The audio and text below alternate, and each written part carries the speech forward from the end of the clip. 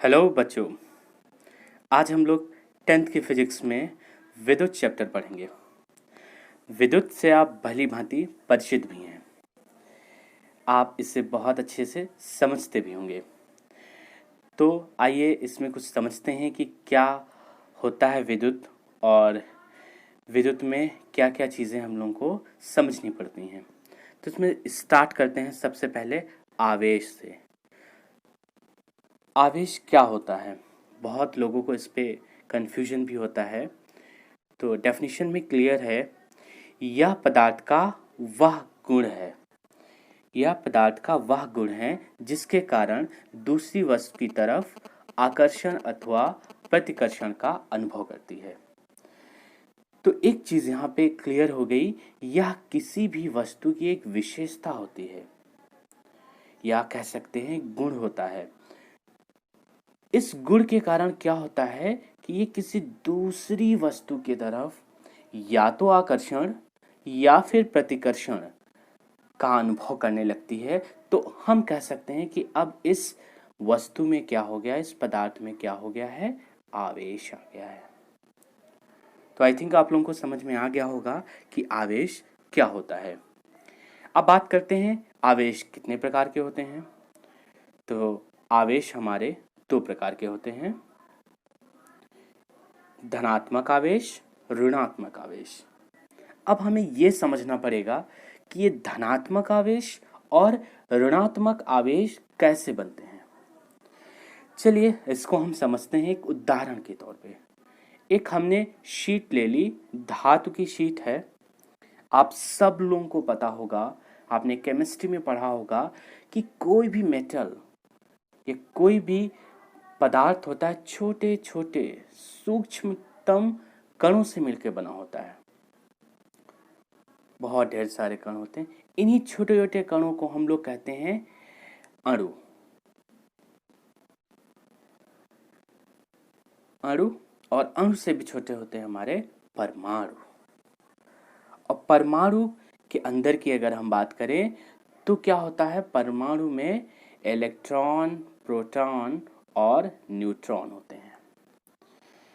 आपको यह भी पता होगा कि न्यूक्लियस में प्रोटॉन और न्यूट्रॉन होते हैं, लेकिन न्यूक्लियस के बाहर इलेक्ट्रॉन मूव यानी घूमा करते हैं, घूमते रहते हैं।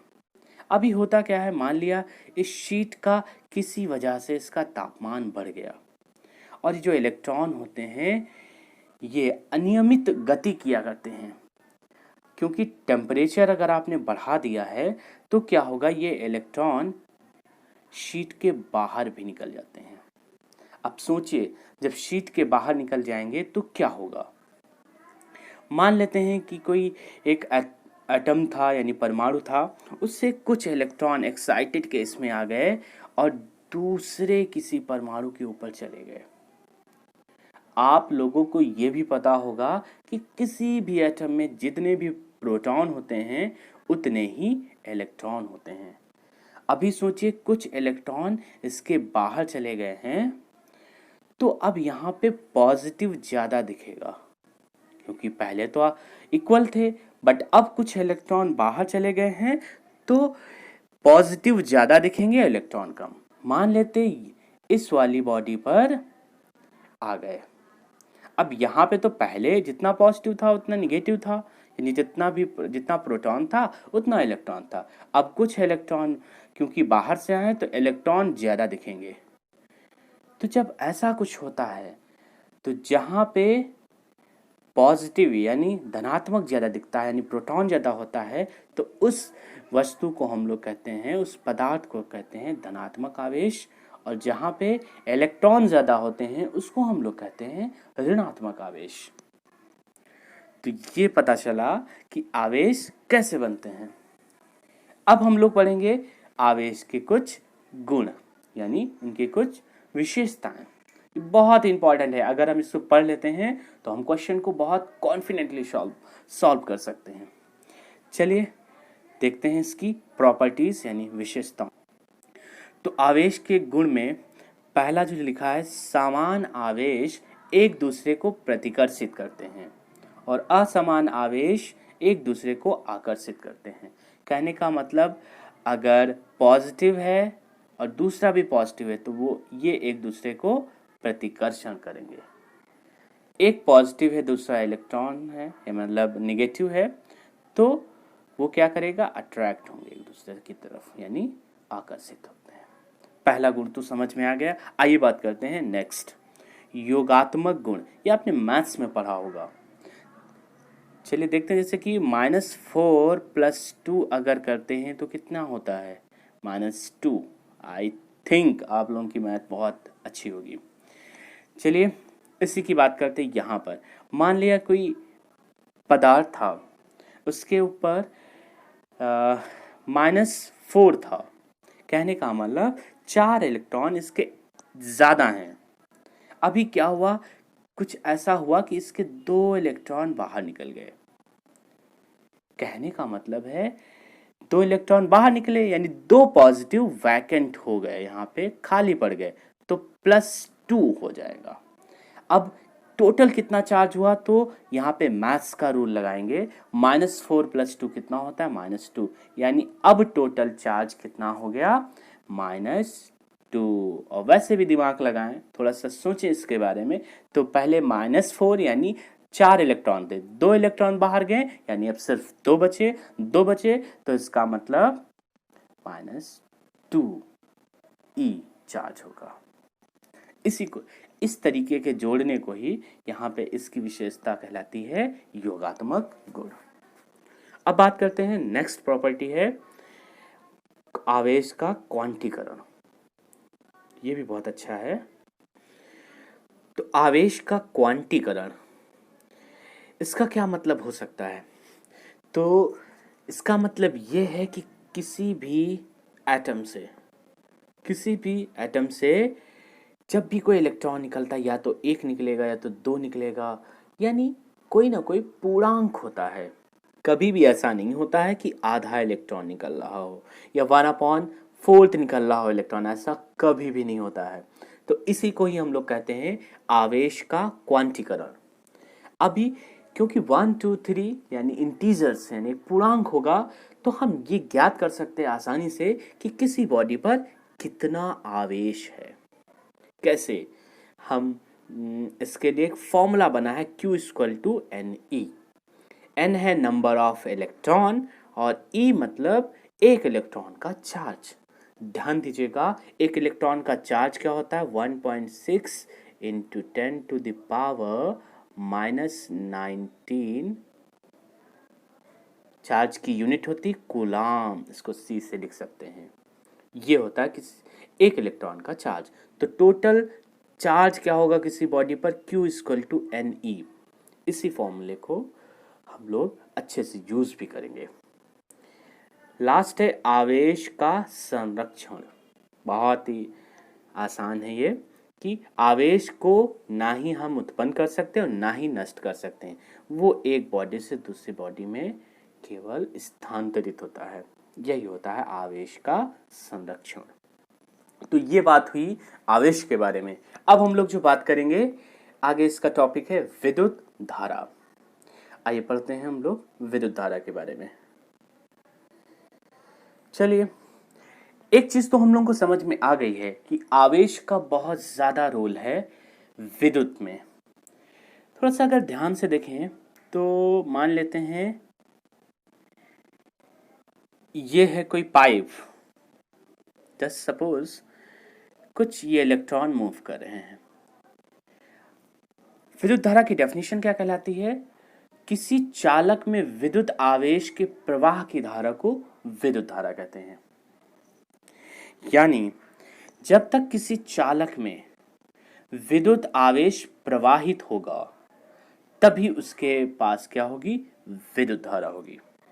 इसको हम इस बात से भी समझ सकते हैं कि कोई नदी है, रिवर है, उसमें अगर वाटर करंट है, और वाटर करंट कब हो सकती है, यानी हम ये कब कहेंगे कि इसमें पानी बह रहा है, जब रियल में उसका पानी फ्लो करेगा, तो हम कहेंगे इसके पास एक करंट है यानी एक धारा है। अगर पानी नहीं बहेगा तो हम बिल्कुल भी नहीं कहेंगे कि इसके पास धारा है। कौन सी, जल धारा। उसी प्रकार किसी भी अगर विद्युत में बात करें तो चालक में जब तक आवेश प्रवाहित होता है तभी तक उसके पास विद्युत धारा होती है। अभी फिजिक्स में हमें मेजर भी करना होता है कि आखिर कितनी धारा होगी किसी भी चालक में।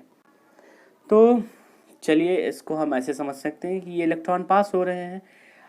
अभी किसी को हमने काउंट करने के लिए लगा दिया है कि चलिए इलेक्ट्रॉन काउंट करिए। उसने गिना 1 इलेक्ट्रॉन, 2 इलेक्ट्रॉन, 3 इलेक्ट्रॉन, 4 इलेक्ट्रॉन। मान लिया उसने कहा कि टी टाइम पर उसने टोटल चार्ज यानी टोटल इलेक्ट्रॉन जितने भी काउंट किए होंगे उसको उससे हम चार्ज निकाल सकते हैं। यानी उसने ये बताया कि टी टाइम पर क्यू चार्ज मूव हुआ है और हम यूनिट टाइम की हमेशा बात करते हैं। तो जब t में q है तो 1 में कितना होगा q अपॉन टी। मैथ्स में आपने यूनिटरी मेथड जरूर पढ़ा होगा। कहने का मतलब है 1 सेकंड में q अपॉन 2 और 1 सेकंड में ही जितना आवेश प्रवाह होता है उसी को हम कहते हैं विद्युत धारा। तो फॉर्मूला हो जाता है I equal to Q upon T. ये देखिए, वही देखिए यहाँ पे ये फॉर्मूला लिखा हुआ है। अब एग्जामिनर एक इसमें पॉइंट बहुत पूछता है डिफाइन करने को कि 1 एम्पियर की परिभाषा को डिफाइन कीजिए। एक चीज और बात कर लेते हैं, इसका मात्रक एम्पियर होता है।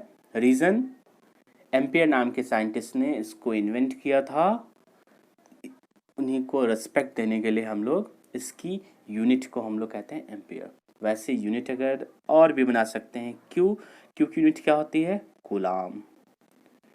Coulomb upon time second.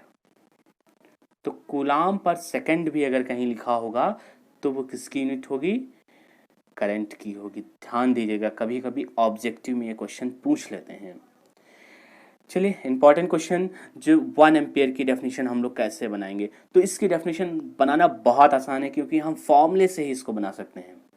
अभी करंट कितनी होनी चाहिए 1। अब थोड़ा सा ध्यान दीजिए कि I1 कब होगा जब Q भी 1 हो और T यानी टाइम भी 1 हो। अब यहीं से डेफिनेशन बन जाएगी कि किसी चालक में 1 सेकंड में 1 कूलाम आवेश प्रवाहित हो। यदि किसी चालक में 1 सेकंड में 1 कूलाम आवेश प्रवाहित हो तो चालक में विद्युत धारा 1 एम्पियर होती है। बहुत ही आसान डेफिनेशन है। अब हम लोग न्यूमेरिकल यानी आंकिक प्रश्न करते हैं। पहला न्यूमेरिकल जो हमने लिया है बहुत इंपॉर्टेंट है। मैं इस पे स्टार बना दे रहा हूं, आप लोग बहुत अच्छे से इसको पढ़िएगा। एग्जामिनर लगभग इसे पूछ ही लेता है। क्वेश्चन क्या है, किसी चालक में 1 सेकंड में कितने इलेक्ट्रॉन प्रवाहित होंगे यदि चालक में विद्युत धारा 1 एम्पियर हो। तो इसको हम कैसे करेंगे, फॉर्मूला हमें पता ही है।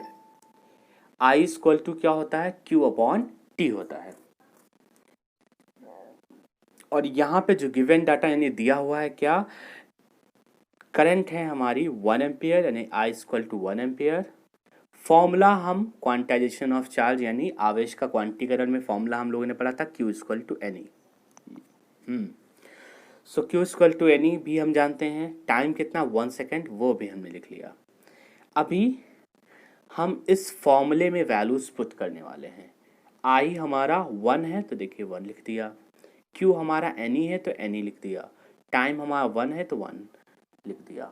अभी ये वाला 1 इस 1 से मल्टीप्लाई होके एन ई इक्वल टू 1 हो जाएगा। एन हमारा निकालना है हमको और ई हमारा कितना है 1.6 into 10 to the power minus 19। ये हम लोगों को पहले से पता है इक्वल टू 1। अभी आगे सॉल्व करते हैं। तो n की वैल्यू अगर निकालना है तो ये 1.6 into 10 to the power minus 19 उस उधर जाके 1 से डिवाइड हो जाएगा। ये देखिए, अब इसको हम क्या कर सकते हैं, थोड़ा सा मैं सॉल्व कर दे रहा हूँ यहाँ पे कि 1 upon 1.6 into 10 to the power minus 19 हमने लिखा था। ये पावर ऊपर जाके क्या हो जाएगी पॉजिटिव हो जाएगी यानी 10 टू द पावर 19 ऊपर चला जाएगा और नीचे 1.6 रहेगा। अब इसको सॉल्व करने के लिए हम क्या कर सकते हैं, इसमें से एक 10 बाहर निकाल लें, यानी 10/1/6 इंटू 10⁻⁻19। 10 को हम 1.6 से डिवाइड करेंगे तो ये आ जाएगा 6.25 इंटू 10⁻18। तो ये हो जाएगा नंबर ऑफ इलेक्ट्रॉन, यानी इलेक्ट्रॉन की संख्या। बहुत इंपॉर्टेंट क्वेश्चन है, मैं फिर से कह दे रहा हूँ, आप इसे बहुत अच्छे से पढ़ लीजिएगा। नेक्स्ट क्वेश्चन है हमारा एनसीईआरटी का क्वेश्चन हमने लिया है। यदि किसी विद्युत बल्ब के तंतु में 0.5 एम्पियर की विद्युत धारा है 10 मिनट तक प्रवाहित होती है, तो विद्युत परिपथ में प्रवाहित विद्युत आवेश का परिमाण ज्ञात कीजिए। यानी परिमाण मतलब आवेश की मात्रा, यहाँ पे मात्रा की बात होगी, तो आवेश का परिमाण हमें ज्ञात करना है। ओके, सो गिवन डाटा क्या है, ये भी बहुत अच्छा क्वेश्चन इसलिए है क्योंकि लोग क्या करते हैं, जो given data as it is फॉर्मूले में प्लेस करते हैं। यहाँ पे थोड़ा सा ध्यान दीजिएगा, करंट हमारी 0.5 एम्पियर है, टेम्परेचर हमारा T=10 मिनट है, बस यहीं पे लोग गलती कर देते हैं, टाइम 10 मिनट रख लेते हैं। हम MKS सिस्टम फॉलो करते हैं, मीटर किलोग्राम सेकंड, यानी टाइम हमारा सेकंड में होगा, तो हमें इसे चेंज करना पड़ेगा। 10 मिनट में कितने सेकंड होंगे, 60 से सिंपली मल्टीप्लाई कर लेंगे। Q=IT हमें पता है, कहाँ से, I=Q/T होता है, तो Q क्या हो जाएगा, I×T। तो I की जगह 0.5 और T की जगह हम ये टाइम रख देंगे, मल्टीप्लाई कर देंगे 5 × 60 एंड 5 × 60 को मल्टीप्लाई करेंगे 300 कूलम। तो ये हुए दो हमारे इंपॉर्टेंट क्वेश्चंस। आई होप आप लोगों को वीडियो बिल्कुल समझ में आ रही होगी, आप इसे अच्छे से समझिए। एक बार में नहीं समझ में आता है दोबारा देखिए, लेकिन आप इसे अच्छे से समझिए। मिलते हैं नेक्स्ट वीडियो में, आगे के टॉपिक को क्लियर करेंगे।